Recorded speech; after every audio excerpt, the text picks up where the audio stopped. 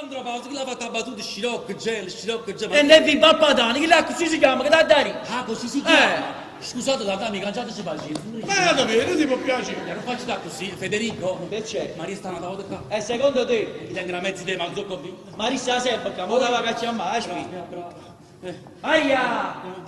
Maria, ci sta Peppino, tuo marito! Nasi tu, Peppe, non nasi tu. Maria, ci sta Peppino, sei tu!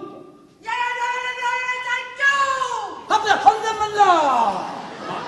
Che busca di tale fanno a questo qui? Ma tu l'hai capito? Non ci capito, E per forza che vai a Santa Domingo! Zitto, per piacere, va a chiamare poco, me la chiamare poco. Io devo fare pace con Marino, non è possibile, già fa pace con Marino. Pronto? Non è possibile. Pronto? I fiori gliel'ho fatti, i paci per il giro, e c'è da scrivere pure qualche verso, per forza.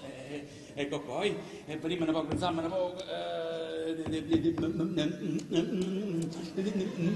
Maria, eccomi a te con questi fiori. Virgola! No, non paga pure. Pronto? Pronto? A te, oh Maria, piena di grazia. Il Signore, che sto dicendo, non va bene. Maria, sogno di rara bellezza. No, non mi piace. Pronto? Ma che è, pronto? Ma chi è? Ma perché ha suonato? Giù no. Ha squillato, non l'avete sentito? No, io non ho sentito nessuno squillo. Gli ha squillato invece ha squillato. Pronto? Pronto? Ah, ma forse è tecnico che ha avuto a cucire telefono. E ci voleva tanto, può dire. La fatica mica è scuola. Per quale compagnia lavorate? Ya.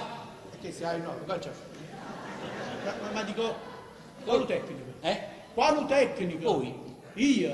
Ma poi ha squillato. Ha squillato stamattina, ha squillato stasera, ha squillato l'altro Non ho ieri. sentito. Bu telefono. Ma chi sti? Ma figura! Ma chi si? Oh, ma stamattina hanno tutto quanto che è scemo! Beh, mo già sei tutto mazzesso, non faccio parole di noi.